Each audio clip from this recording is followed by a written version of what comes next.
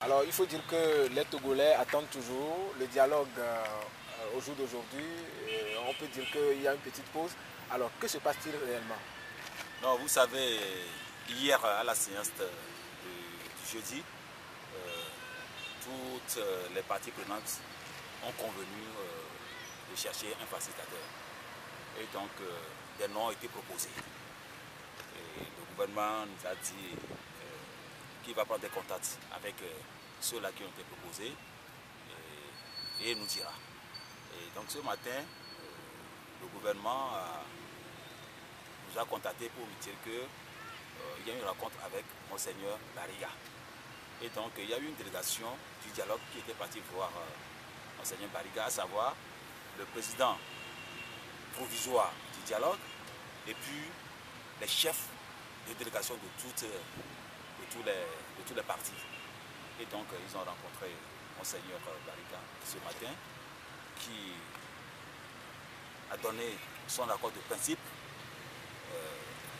Et donc nous devons reprendre le dialogue le lundi matin à 9h. Lundi matin à 9h, sous l'égide de Monseigneur Bariga, quels sont les premiers points à l'ordre du jour? Alors, vous savez, nous avons déjà fait un listing des sujets à discuter. Vous n'êtes pas sans savoir que le gouvernement nous a proposé 6 points. Et donc nous commençons par les propositions du gouvernement et puis nous continuons par les propositions des autres parties prenantes. Et donc le lundi matin, on commence forcément par le premier point qui est le régime politique. Donc nous sommes dit qu'il y a un certain nombre de points que nous allons discuter chaque jour. Et on va commencer lundi et puis le mercredi. En allant donc à ce dialogue lundi, vous parlez de régime politique. Quelle est la position de l'opposition? Non, nous allons à un dialogue et donc vous conviendrez avec moi que je ne peux pas vous donner notre position. C'est quand le dialogue va arrêter une position commune que nous allons communiquer sur cette position-là. Mais pour le moment,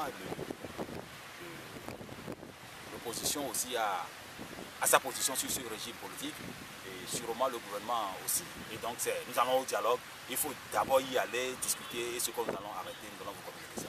5 jours de discussion pour accoucher d'un facilitateur. Est-ce que vous ne voyez pas que c'est trop? Non, je ne pense pas. Vous savez, c'est important de poser les premières bases. Si les premières bases sont bien posées, je crois que le dialogue va aller. Donc je ne pense pas que ce soit une perte de temps.